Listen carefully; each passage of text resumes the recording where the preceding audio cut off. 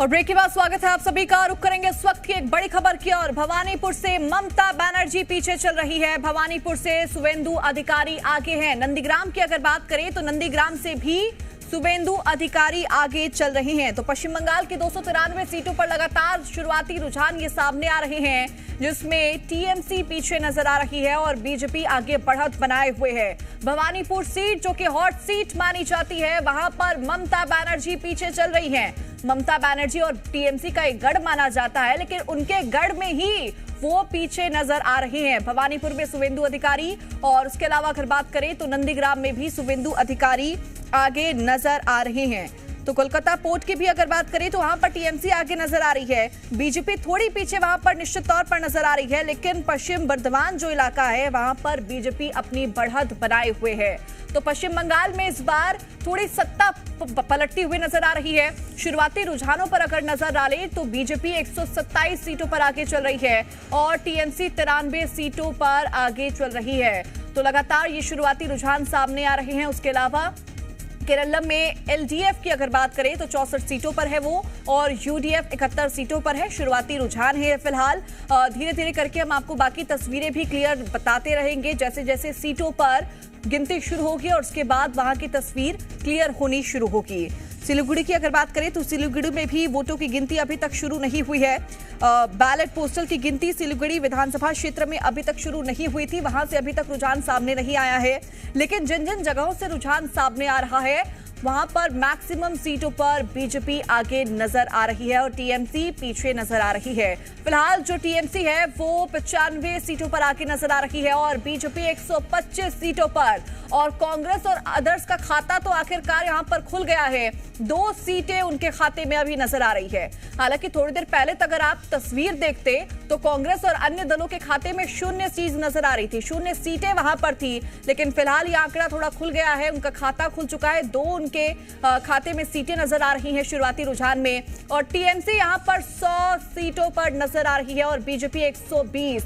तो शुरुआती रुझान के जो ये आंकड़े हैं वो थोड़े ऊपर नीचे फ्लक्चुएट जरूर हो रहे हैं, लेकिन अभी भी बीजेपी 120 सीटों पर है और टीएमसी 100 सीटों पर नजर आ रही है। ममता बनर्जी का जो क्षेत्र है वहां पर खुद ममता बनर्जी पीछे नजर आ रही हैं। शुवेंदु अधिकारी वहां पर आगे है। टीएमसी का गढ़ वो माना जाता था और वहां पर जो सीटें हैं वो थोड़ी ऊपर नीचे नजर आ रही हैं। फिलहाल दिल्ली में बीजेपी दफ्तर पर खुशियों का माहौल नजर आ रहा है। जलेबी पूरी छन्नी वहां पर शुरू हो चुकी है, यानी कि बीजेपी अपनी जीत अभी से मनानी शुरू कर चुकी है।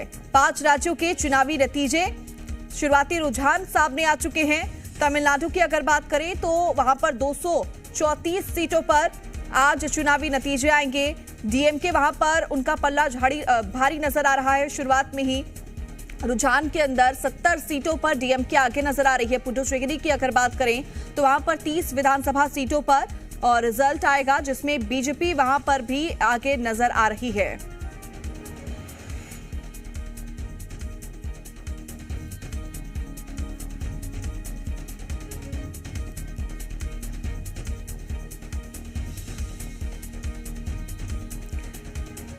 देखिए, असम की बात करें तो असम पर भी 126 सीटों पर आज रिजल्ट की तस्वीर सामने आएगी। वहां पर बीजेपी आगे बढ़ती हुई नजर आ रही है।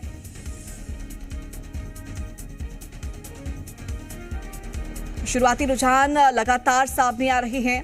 लगातार आप तक तस्वीर हम पहुंचा रहे हैं। जहां पश्चिम बंगाल में है तो हालांकि 294 विधानसभा सीटें, लेकिन जो आज रिजल्ट आएंगे वो आएंगे मात्र 293 सीटों पर। फाल्टा विधानसभा सीट जो है उस पे 24 मई को रिजल्ट घोषित होंगे। और फिलहाल जो शुरुआती रुझान सामने आ रही है उसमें बीजेपी 135 सीटों पर आगे नजर आ रही है। टीएमसी 100 सीटों पर आगे नजर आ रही है। असम विधानसभा चुनाव 2026 के नतीजे भी आप तक हम पहुंचा रहे हैं। तो देखिए, बीजेपी 68 सीटों पर असम विधानसभा चुनाव में आगे है और कांग्रेस 11 सीटों पर वहां पर नजर आ रही है। पुडुचेरी की तस्वीर आप तक पहुंचा रहे हैं। एनडीए के खाते में 5 है तो कांग्रेस के खाते में 12 शुरुआती रुझानों में नजर आ रहे हैं। वहीं अन्य दलों के खाते में मात्र 1 सीट शुरुआती रुझान में सामने आ रही है। तो बंगाल का दंगल हो या फिर पुडुचेरी का रण हो, तमाम जगहों से जो शुरुआती रुझान है वो बेहद दिलचस्प सामने आ रहे हैं। पुडुचेरी में कांग्रेस के खाते में 12 सीटें अभी नजर आ रही हैं। हालांकि जैसे जैसे कंफर्मेशन होगा आंकड़े और दिलचस्प यहां पर होंगे और शुरुआती रुझान में ही इतना कंपटीशन नजर आ रहा है, तो जैसे जैसे तस्वीर सामने आएगी उसके बाद जो तमाम राजनीतिक दल हैं वो अपने खुशियों का दौर मनाते हुए आपको नजर आएंगे, सेलिब्रेट करते हुए नजर आएंगे। हालांकि अभी 9 बजे है और 9 बजते ही अलग अलग जगहों से जो तस्वीरें सामने आई उसके तहत बीजेपी अलग से अपना जश्न मनाने की तैयारी में है और टीएमसी नजर टीवी पर गड़ाए हुए है कि आखिरकार उनके खाते में कितनी सीटें आने वाली है। उसके अलावा अगर बात करें तो खुद भी वो जमीनी स्तर पर नजर आ रहे हैं। उनका कहना यह है कि कोई धांधली ना हो जाए इसके ऊपर वो नजर बनाए हुए हैं। तो लगातार आप तक हम तस्वीर पहुंचा रहे हैं जहां वोटों की गिनती से पहले एक तरफ सुरक्षा को कड़ा किया गया, वहीं बीजेपी के जो तमाम नेता हैं वो साफ तौर पर कह रहे हैं कि गिनती उसी तरह हो रही है जैसे होनी चाहिए और जो रिजल्ट है वो उनके फेवर में ही आने वाला है। तमाम जगहों का वो जिक्र कर रहे हैं, खासतौर पर पश्चिम बंगाल जहां पर 14 साल से लगातार ममता बनर्जी सत्ता में है, टीएमसी वहां पर सत्ता में काबिज है और अब वहां पर सत्ता परिवर्तन होगा, ये बीजेपी का कहना है। तो बंगाल के तूफानगंज से बीजेपी आगे है, तूफानगंज से मालती रॉय आगे बनी हुई है। बीजेपी तूफानगंज में आगे नजर आ रही है और जो शुरुआती रुझान है वहां पर तूफानी पारी बीजेपी खेल रही है। आपको बता दें बीजेपी की उम्मीदवार मालती रॉय वहां से आगे हैं।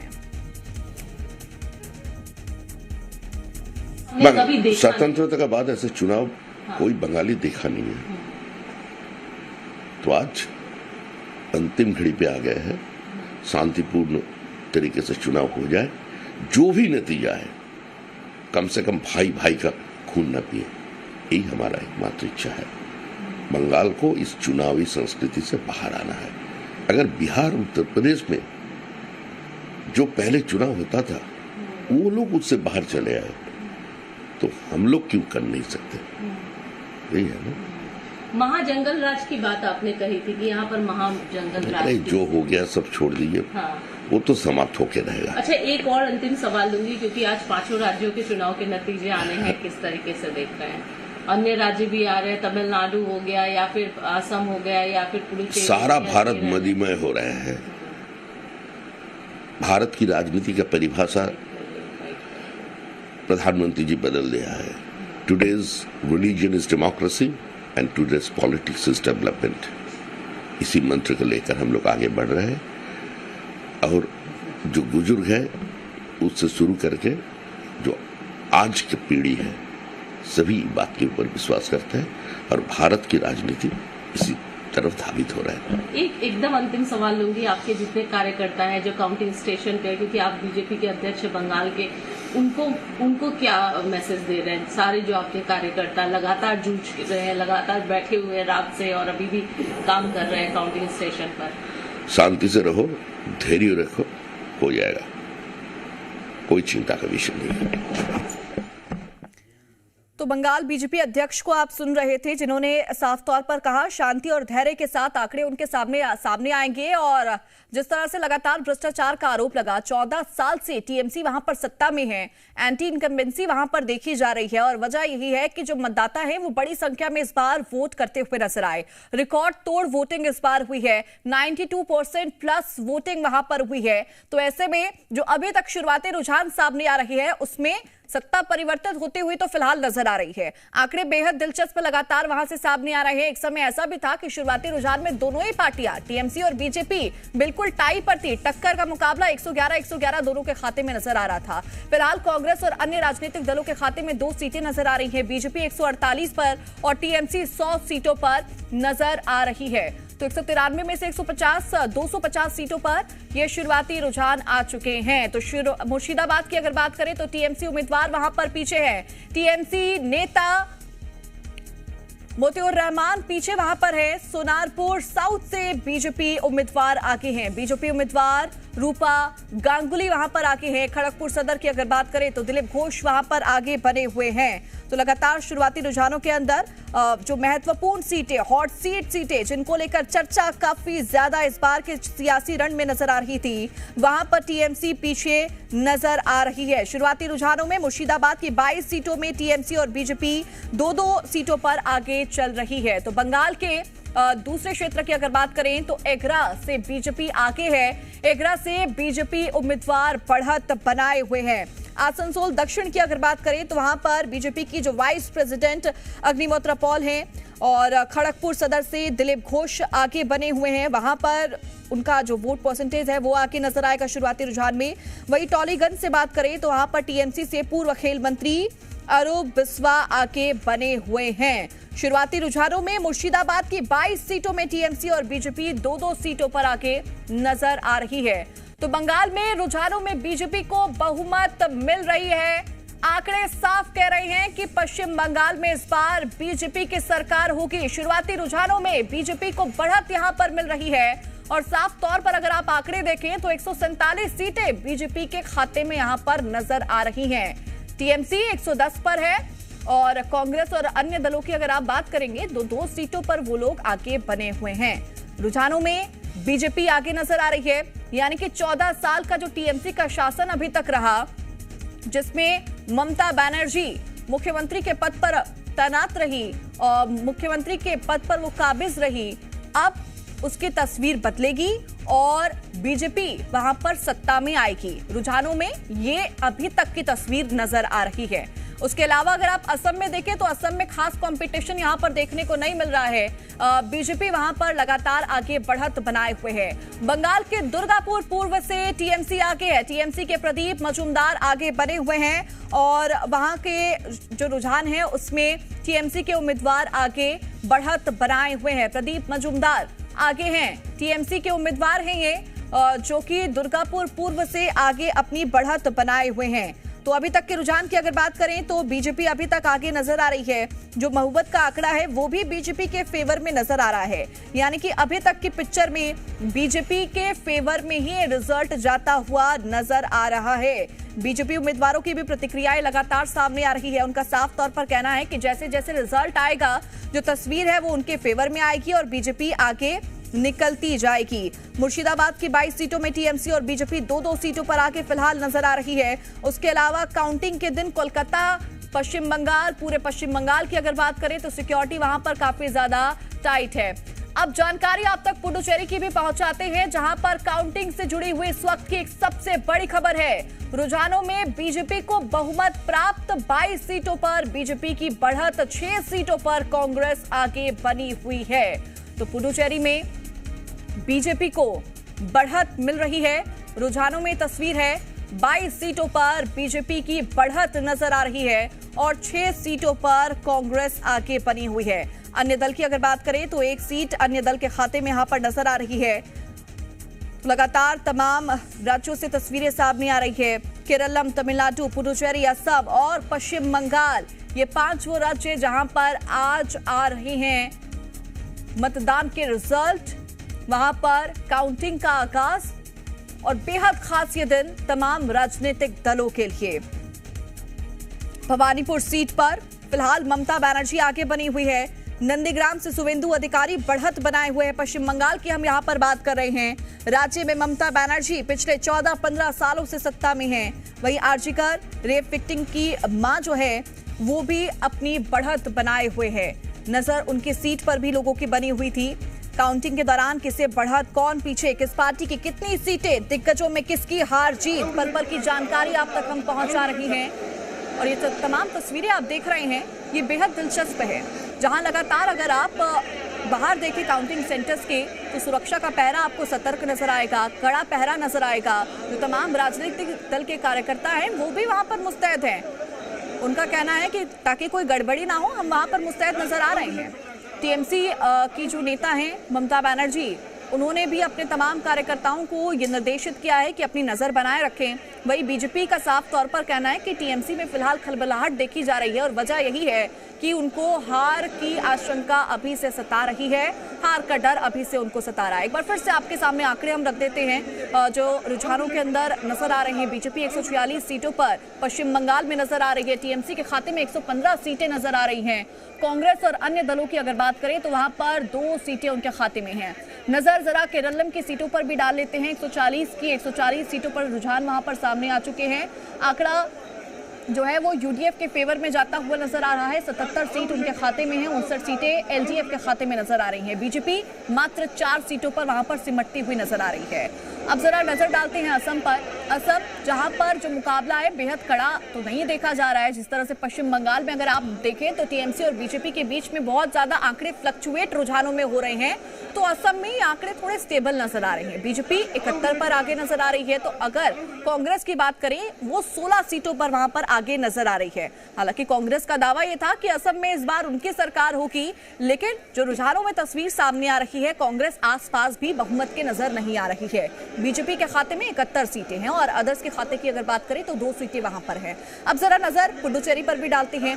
30 सीटें वहां पर हैं, जिनमें से 29 पर रुझान सामने आ चुके हैं, 22 बीजेपी के खाते में है, यानी कि बहुमत का आंकड़ा बीजेपी के फेवर में है। कांग्रेस के खाते में मात्र 6 सीटें और अदर्स यानी कि अन्य राजनीतिक दल 1 आंकड़े के साथ इसमें नजर आ रहे हैं। अब जरा नजर आप तमिलनाडु पर भी डालते हैं, जहां पर 234 पर है मुकाबला।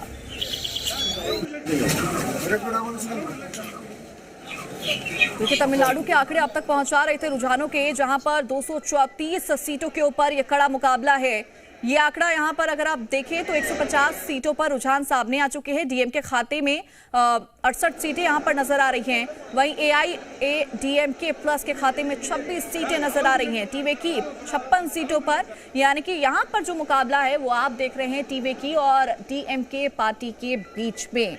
तो लगातार तस्वीरें आप तक हम पहुंचा रहे हैं, जहां भवानीपुर सीट से फिलहाल ममता बनर्जी आगे नजर आ रही है। भवानीपुर सीट से ममता बनर्जी आगे और शुवेंदु अधिकारी वहां पर पीछे हैं।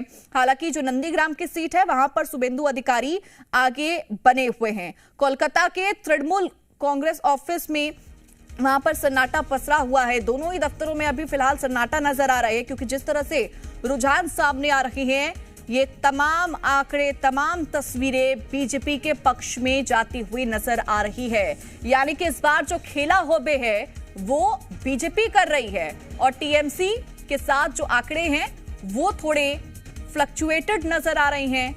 जो दावा टीएमसी की तरफ से एक बार फिर किया गया था कि हम एक बार फिर से सत्ता में आएंगे और बाहरी लोगों को सत्ता में आने नहीं देंगे, वो नारा यहां पर थोड़ा फीका जरूर नजर आ रहा है। हालांकि अगर आप एक बार फिर से तस्वीर देखें तो जो आंकड़े हैं वो एक बार फिर से दिलचस्प हो चुके हैं। टीएमसी 126 सीटों पर आगे पहुंच चुकी है। पहले अगर ये आंकड़ा आप देखते, अगर 5 मिनट पहले तक देखते तो 100 सीटों पर था, लेकिन अब ये बढ़कर 126 हो चुका है और बीजेपी के पास 135 सीटें नजर आ रही हैं। नंदीग्राम से शुवेंदु अधिकारी आगे है, 3000 वोटों से शुवेंदु अधिकारी आगे नजर आ रही हैं। नंदीग्राम की वो सीट जहां पर कांटे की टक्कर नजर आ रही थी, लेकिन अभी तक शुवेंदु अधिकारी आसानी से आगे बढ़ते हुए वहां पर नजर आ रहे। 3000 वोटों से वो आगे है। हालांकि आंकड़ा बहुत बड़ा नहीं है 3000 का, बहुत कम फासला है ये वोटों का, लेकिन अभी शुवेंदु अधिकारी वहां पर 3000 वोटों से तो आगे नजर आ रहे हैं। हालांकि भवानीपुर सीट की अगर आप बात करेंगे तो भवानीपुर सीट पर भी फिलहाल शुवेंदु अधिकारी आगे, यानी कि दोनों ही सीटों पर वो आगे नजर आ रहे हैं। और रासबिहारी सीट की अगर बात करें तो वहां पर स्वपन दास गुप्ता हैं जो कि बीजेपी के उम्मीदवार हैं, वो वहां पर पीछे नजर आ रही हैं। मालापुर सीट पर अभी तस्वीर क्लियर नहीं हुई है, जैसे जैसे तस्वीर क्लियर होगी जो ऊपर वाली टैली है वहां पर तस्वीर देख पाएंगे। बंगाल के जो दंगल है वहां पर जो तमाम आंकड़े हैं वो आपको ऊपर वाली टैली में नजर आएंगे। उसके अलावा जो अलग अलग जगहों से तस्वीरें सामने आ रही है वो हम आप तक पहुंचा ही रहे हैं।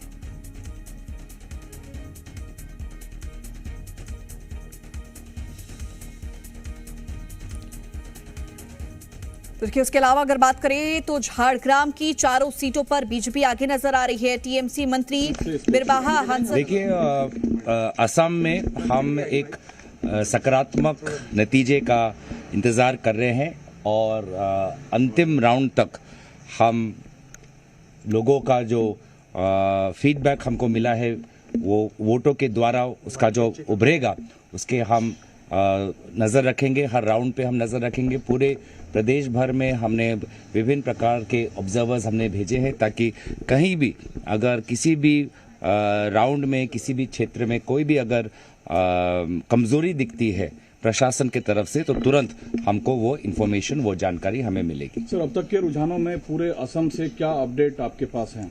देखिए अभी पहला राउंड ही हुआ है, इसलिए जहाँ तक सुबह की बात करें कि स्ट्रांग रूम से जाते काउंटिंग सेंटर तक ले जाते वक्त हमने सारे जो हमारे पार्टी के लोग हैं उनसे हमने जानकारी ली कि क्या ट्रांसपोर्टेशन में कोई कमी तो नहीं रही।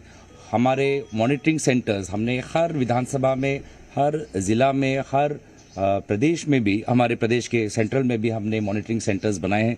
क्या मॉनिटरिंग सेंटर्स हमारे अप एंड रनिंग हैं, क्या वहाँ पे लोग हैं, वो भी हम जानकारी ले रहे हैं। तो हमारी पार्टी की तरफ से जो तैयारी है स्ट्रांग रूम से काउंटिंग सेंटर तक और मॉनिटरिंग सेंटर के संपर्क में, वहाँ तक हमारी पार्टी की तैयारी संतोषजनक है। अगले कुछ घंटों तक सर आपका क्या फॉलोअप रहने वाला है, क्या रूटीन रहेगा? देखिए हम तो अभी पूरे प्रदेश से भी हम जानकारी लेंगे, खुद का भी विधानसभा है वहाँ से भी हम जानकारी लेंगे। कहीं अगर कोई कंप्लेंट आई है किसी कैंडिडेट के द्वारा या किसी विधानसभा में तो उस पर भी हमारे केंद्र में जो बैठे हुए हमारी टीम है, जो AICC की भी टीम है, वहाँ से भी वो तुरंत इलेक्शन कमीशन के साथ संपर्क में रहे। इस प्रकार के पूरे दिन तक हमारा ये तैयारी रहेगी। AICC ने कई जगह कंप्लेंट्स करी, इलेक्शन कमीशन ने कोऑपरेट नहीं कर रहा है, क्या यहाँ कोई ऐसी कंप्लेंट आप लोग को अभी तक?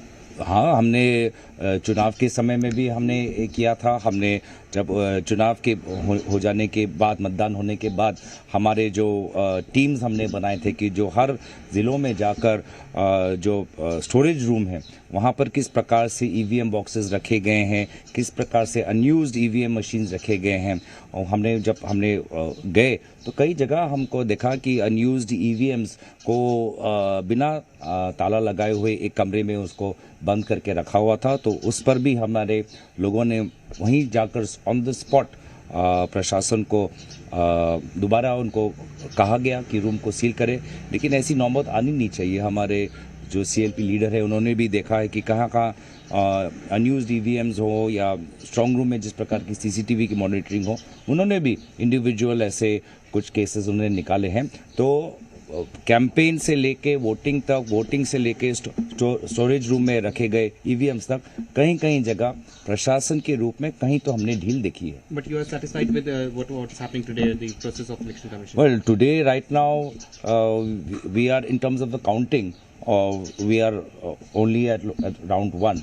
But overall, if you've seen the election commission, I mean, you can clearly see that our candidates were assaulted, and yet the election commission took no action.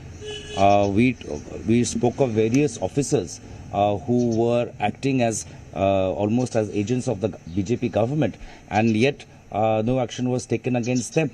So when you have this kind of environment, I think that does not look good upon the election commission, and that is why the reputation of the election commission is where it is today. Sir, what distinguishes your connect with Jorhat voters than your opponent? As we have seen that you and Hitendranath Goswami both are from Jorhat. So ऐसा क्या difference है कि लोग आपको vote करेंगे और उनको नहीं? ऐसा क्या issues है? देखिए, जिससे आपका edge रहेगा? अब तो देखिए वोट मांगने का समय तो खत्म हो गया है। अब तो लोगों ने वोट दे दिया है, अभी काउंटिंग चल रहा है। So we are just looking at round by round what are the results of the different wards of Jorhat town, what is round by round, what is the feedback that we are getting from the rural areas of Jorhat, and that will give us an indication of how and why people have voted. Thank you. नहीं, ये joint के बाद individual कैसे हो सकता है?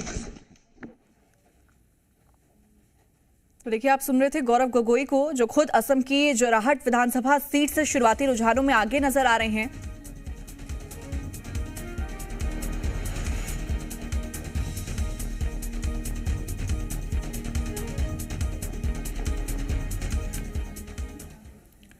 तो देखिए लगातार वहां से तस्वीरें सामने आ रही है, चुनावी नतीजे सामने आ रहे हैं, वो हम आप तक पहुंचाएंगे। फिलहाल रुकेंगे एक छोटे से ब्रेक के लिए, फौरन हाजिर होंगे।